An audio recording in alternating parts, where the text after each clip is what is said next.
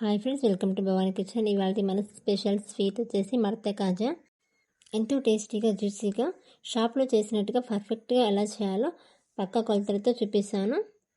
దీనికోసము 2 cups మైదాపిండి తీసుకోవాలి. దీంట్లో కొద్దిగా సాల్ట్ వేసుకోవాలి.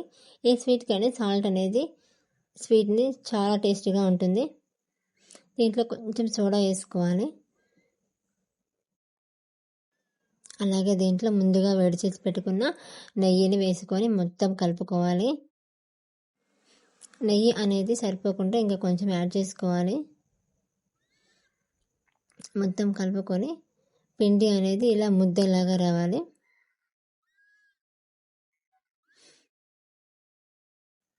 ఇప్పుడు దీంట్లో కొద్దిగా వాటర్ వేస్తూ మొత్తం చపాతీ పిండిలాగా కలుపుకోవాలి.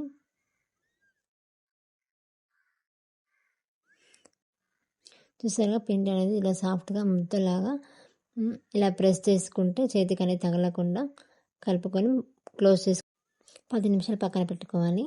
ఇప్పుడు మరో పక్కన స్టవ్ ఆన్ చేసుకొని ఒక కడాయి పెట్టుకొని దీంట్లో 3 కప్స్ వరకు షుగర్ వేసుకోవాలి.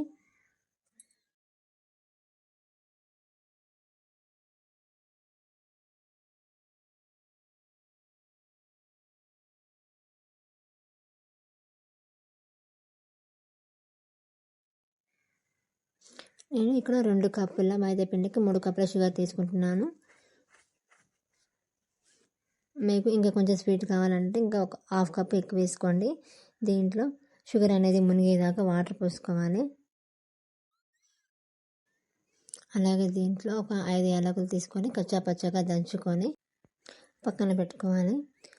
మనకి పాకం అనేది ముద్దురు పాకం అవసరం లేదు. చక్కెర మొత్తం తీగ పాకం వస్తే సరిపోతుంది. ఇప్పుడు దంచి పెట్టుకున్న ఇలాచి పౌడర్ దీంట్లో వేసుకొని ఒక 2 మినిట్స్ తర్వాత పక్కన పెట్టేసుకోవాలి.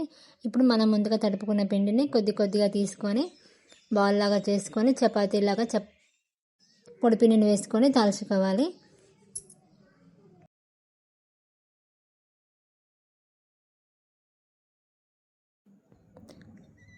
ఇలా చేసిన చపాతీని ఒక ప్లేట్లోకి తీసుకోవాలి.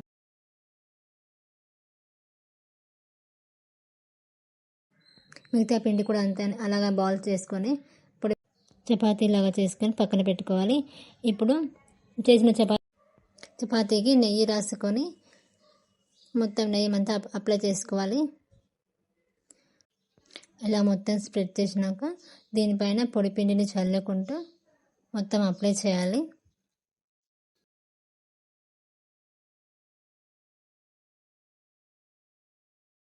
ఇలా అప్లై చేసిన చపాతీ పైన మరొక చపాతీ వేసుకొని నెయ్యి మొత్తం స్ప్రెడ్ చేసి పొడిపిండి చల్లుకొని చపాతీ వేసుకోవాలి. మిగిలినవన్నీ కూడా ఇదే ప్రాసెస్ చేసుకొని ఇలా చూడుతూ ప్రెస్ చేసి రౌండ్గా రోల్ చేసుకోవాలి. లాస్ట్కి కొద్దిగా వాటర్ అప్లై చేసి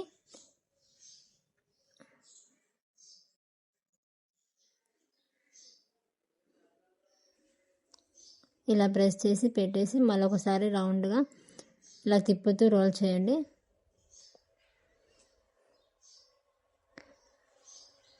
ఇలా రోల్ చేసిన దాన్ని ఒక నైఫ్ తోటి 2 ఇంచెస్తో కట్ చేసుకోవాలి.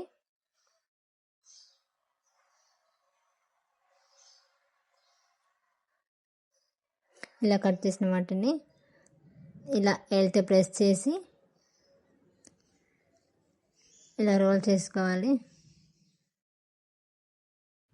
మిగిలినవన్నీ కూడా ఇవే ప్రాసెస్లో చేసుకొని ఒక కడాయి పెట్టుకొని దాంట్లో ఆయిల్ వేసుకొని ఆయిల్ హీట్ అయ్యాక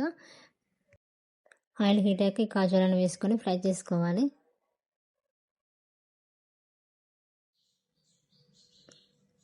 ఇలా గోల్డెన్ కలర్ వచ్చేదాకా ఫ్రై చేసుకొని ఒక ప్లేట్లోకి తీసుకోవాలి.